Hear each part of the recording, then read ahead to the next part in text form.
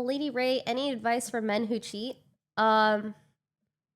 From my experience getting cheated on, although it's like one of the worst feelings in the world, I think the faster that you accept that they're not good for you and move on, the better, because you will move on. Don't get back with them. Don't do it, because you can't fix them. You genuinely can't fix anyone that doesn't want to change, okay?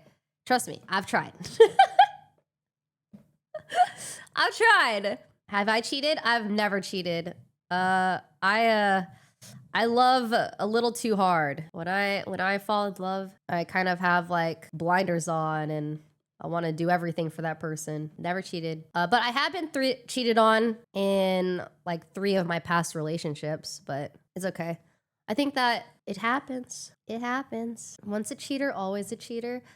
I do think that people who cheat have some really awful, deep-rooted issues that can only be resolved from the inside out. Like you cannot fix them. You simply can't. People have to grow. Yeah, people have to grow and people have to change. But I don't know. I think cheating is such a selfish act. If you're cheating on your partner, you're not taking their feelings into consideration. You're acting on your own feelings, which is like whether you like need more attention or you just like are too cowardly to break up with your partner, you're afraid of being alone, whatever it is. That's a bad trait to have. It's disrespectful. It is disrespectful. Growth takes time. Yeah, growth definitely does take time as well. Like you can't just like, you get cheated on, you can't expect them just to learn their lesson right off the rip. I think the worst thing you can do is get back with someone instantly after they cheat. How have you come back getting cheated on? Wait, what do you mean? Like, how do I date again after getting cheated on?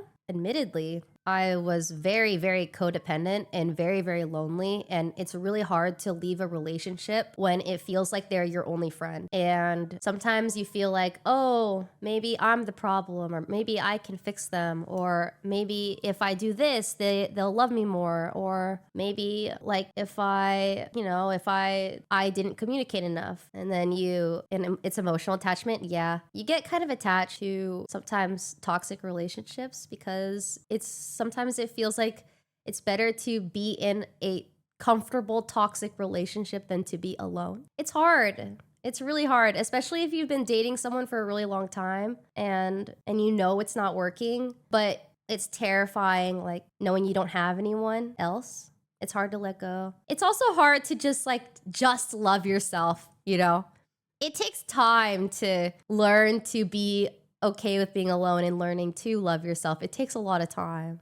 Just love yourself. Do you feel lonely still? No. I don't feel lonely anymore. I used to though. I used to feel so lonely. There's a difference between being alone and lonely. What about the flip side of someone so insecure they always think you're cheating? See, that sucks because you know best that you're not cheating. I've been there where I've never cheated and I've had partners in the past that assume I'm always cheating when I know for a fact that I'm not because I love them so much. It's deep-rooted insecurity. And at the end of the day, they're not ready for a relationship. And sometimes you have to accept that they're not ready. Usually it's projection too. Yeah, I mean, everyone's situations are so different. My ex was so insecure he didn't allow me to have friends of the opposite gender. When that happens, I feel like that happens because them being the same gender knows how they act around the opposite gender. So it's like they're acting as if they know what the other dudes are thinking. You know what I mean? I think it's a self-report.